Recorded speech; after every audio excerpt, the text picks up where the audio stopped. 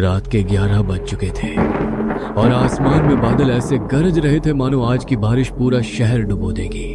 उस रात प्रिया को ऑफिस से निकलने में देर हो गई थी। मौसम देखकर पहले ही अंदाजा हो गया था कि बारिश बहुत तेज होने वाली है।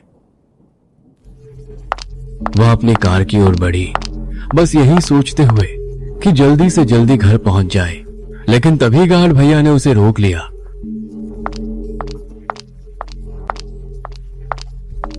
अरे प्रिया जी, इतनी रात गए कहाँ जा रही हैं आप? घर जा रही हूँ भैया, और कहाँ? प्रिया जी, अभी निकलना ठीक नहीं होगा। अरे कोई बात नहीं भैया, कार में हूँ, बारिश भी आ गई तो भीगूंगी नहीं। नहीं बहन जी, मैं बारिश की बात नहीं कर रहा। तो फिर बात किस बात की है? आज अमावस की रात है। अमावस से क्या हो जाएगा भैया, आप भी कैसी बातें कर रहे हो? ऐसी रात में अकेले सफर करना ठीक नहीं माना जाता। कहते हैं कि अमावस की रात प्रेत सबसे ज्यादा ताकतवर होते हैं। अच्छा होगा कि आप आज ना जाएं, कल सुबह निकल जाइए। हो गया आपका गार्ड साहब, और भी कहानियां सुनानी है क्या? प्लीज जाने दीजिए, बारिश आ गई तो बीच रास्ते में फंस जाऊंगी। प्रिया जी देखिए, मैं जानता हूँ आप इन बातों पर यकीन नहीं करती, फिर भी ये रख लीजिए। ये क्या है? हनुमान जी का लॉकेट है, आज रात आपकी रक्षा करेगा। अरे भैया मुझे कुछ नहीं होगा, मैं इन सब में विश्वास नहीं करती। फिर भी रख लीजिए, हमारा मन रखने के लिए ही सही। उनकी गंभीरता और चिंता साफ महसूस हो रही थी। ठीक है भैया, खुश। हाँ, गुड नाइट। हाँ, गुड नाइट। प्रिया थोड़ी चौंकी। प्रिया ने कार स्टार्ट की और वहां से निकल पड़ी। हे बजरंगबली, प्रिया जी की रक्षा करना। बारिश शुरू हो चुकी थी। प्रिया अपनी कार तेज चला रही थी, लेकिन न जाने क्यों आज उसे अपने घर का रास्ता कुछ ज्यादा ही लंबा लग रहा था कि कार का आगे बढ़ना भी मुश्किल हो गया। वो आसपास के घरों में बारिश से बचने की जगह ढूंढने लगी, लेकिन उसे आसपास जो भी टूटे फूटे घर दिखाई दिए उनमें से किसी की भी छत नहीं थी, मानो एक साथ गांव के सभी घरों की छत गिर गई हो। ये जगह इतनी सुनसान क्यों लग रही है, और ये टूटे फूटे घर, जैसे यहाँ कोई रहता ही नहीं। ये बात उसे अजीब तो लगी, लेकिन उसने इस पर ज्यादा ध्यान नहीं दिया और दोबारा दूसरे घरों की ओर देखा। तभी उसे अपनी दाईं ओर एक घर दिखाई दिया, जो देखने में तो बहुत पुराना था, लेकिन उसके ऊपर एक छत जरूर थी। उसने अपनी कार वहीं खड़ी कर दी और उस घर के अंदर जाकर खड़ी हो गई। वह अपने सामने हो रही उस तूफानी बारिश को एकटक देखने लगी। सामने का नजारा देखकर उसे समझ आ गया था कि बारिश अगले 2-3 घंटे तक रुकने नहीं वाली थी, इसलिए वो वहीं खड़ी होकर फोन चलाने लगी। लेकिन कुछ ही देर में फोन की बैटरी ने भी दम तोड़ दिया। हताश होकर उसे फोन वापस अपनी जेब में रखना पड़ा।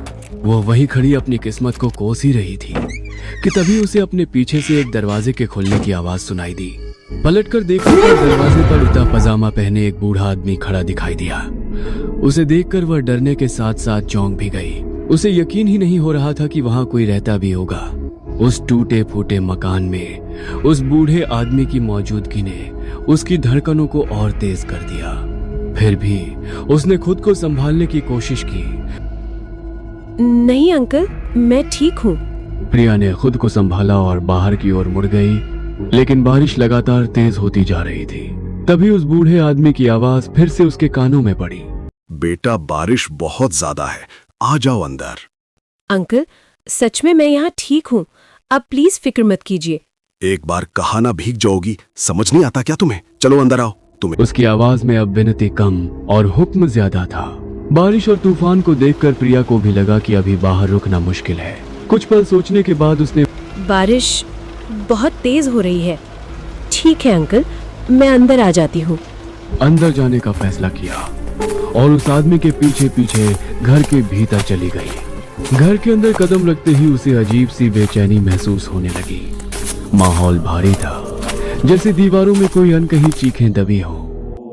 तुम्हें पता है मैं कब से तुम्हारा इंतजार कर रहा हूँ। तुम्हारी बच्ची कब से माँ माँ कर रही है और तुम्हें कोई होश ही नहीं। अंकल, आप क्या बोल रहे हैं? मेरी कोई बच्ची नहीं है। शायद आपको कोई गलतफहमी हो गई है। आदमी अब भी गुस्से में था, मानो वह किसी बहुत बड़े अपराध की दोषी हो। उसकी बातें प्रिया के सिर के ऊपर से गुजर रही थी। उसे समझ नहीं आ रहा था कि वह किस बच्चे की बात कर रहा है और क्यों उसे वहां होने का दोष दिया जा रहा है। तुम्हें पता है मैं कब से तुम्हारा इंतजार कर रहा हूँ। तुम्हारी बच्ची कब से माँ माँ कर रही है और तुम्हें कोई होश ही नहीं। मैं वो नहीं हूँ जो आप समझ रहे हैं। प्लीज मुझे बाहर ही रहने दीजिए। बारिश खत्म होते ही मैं चली जाऊंगी। प्रिया ने खुद को समझाने की कोशिश की कि शायद ये आदमी बूढ़ा है, भ्रम में है। वो बाहर जाने की इजाजत मांग ही रही थी कि उस आदमी ने उसे पीछे देखने को कहा। जैसे ही प्रिया ने पलटकर देखा, उसके सामने एक छोटी सी बच्ची खड़ी थी। उसके हाथ में गुड़िया थी और उसकी आंखें बिना पलक झपकाए प्रिया को घूर रही थी। माँ, आप इतनी देर से क्यों आई? अब मैं आपसे बात नहीं करूंगी। अब मैं आपको कहीं नहीं जाने दूंगी। अब आप हमेशा यही रहोगी मेरे पास। उस बच्ची के मुंह से माँ सुनते ही प्रिया का दिमाग सुन्न पड़ गया। उसके दिल की धड़कन तेज हो गई। वो समझ ही नहीं पा रही थी कि यह सब क्या हो रहा है। तभी बूढ़ा आदमी प्रिया के बेहद करीब आ गया और उस बच्ची की ओर इशारा करते हुए उससे जवाब मांगने लगा। तुम्हें पता है मैं कब से तुम्हारा इंतजार कर रहा हूँ। तुम्हारी बच्ची कब से माँ माँ कर रही है और तुम्हें कोई होश ही नहीं। अपनी बेटी की बात का जवाब तो दो। ये बच्ची यहाँ कैसे? माँ, ये मुझे माँ क्यों बुला रही है? तुमने अच्छा नहीं किया। अपनी बेटी के साथ ऐसा नहीं करना चाहिए था। बस कीजिए। मैंने ना आपको कभी देखा है ना इस बच्ची को। प्लीज मुझे जाने दीजिए। ये सब बंद कीजिए। प्रिया डर और झुंझलाहट में चिल्ला पड़ी। उसने साफ कह दिया कि न वो इस आदमी को जानती है और न उस बच्ची को। तो तुमने अच्छा नहीं किया। अपनी बेटी के साथ ऐसा नहीं करना चाहिए था। कमरे का दरवाजा जोर से बंद हो गया। उसी पल वो बच्ची भी वहां से गायब हो चुकी थी। अब बूढ़े आदमी की आवाज बदल चुकी थी। तुमने अच्छा नहीं किया।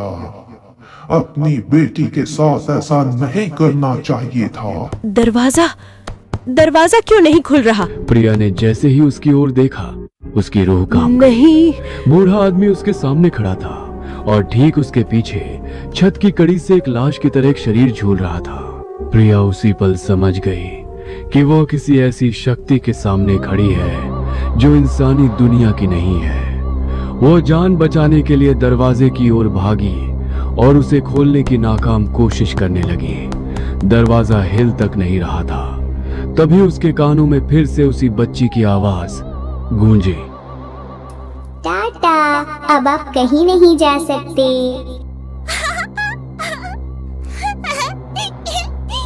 बूढ़ा आदमी अब वहां नहीं था, लेकिन रस्सी से लटकी बच्ची की आंखें खुली हुई थी और वो मुस्कुरा रही थी।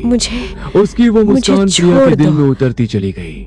प्रिया का शरीर जैसे जम गया हो। उसका दिमाग काम करना बंद कर चुका था। वो पलटी ही थी कि उसके सामने वही बूढ़ा आदमी आ खड़ा हुआ। इस बार वो अपने असली भयानक रूप में था। उसके पूरे शरीर पर खून के निशान थे और उसके पेट से आंतें बाहर लटक रही थी। प्रिया समझ चुकी थी कि अब बचने का कोई रास्ता नहीं है। उसकी आंखें भारी होने लगी। अब तुम हमेशा हमारे साथ रहोगी। कोई भाग नहीं सकता। अब तुम कभी यहाँ से नहीं जाओगी। अभी जैसे ही वह बूढ़ा आदमी उसे पकड़ने बढ़ा, एक जोरदार बिजली कड़की और प्रिया की आंखों के सामने अंधेरा छा गया। जब उसकी आंख खुली तो उसने देखा कि वो जमीन पर गिरी हुई थी। बारिश बंद हो चुकी थी और रात के साथ साथ सुबह भी हो गई थी। प्रिया को समझ नहीं आ रहा था कि वो घर कहाँ चला गया जिसके अंदर उसने उस बूढ़े आदमी और छोटी बच्ची को देखा था। उसे ठीक से ये भी याद नहीं आ रहा था कि पिछली रात उसके साथ आखिर हुआ क्या था।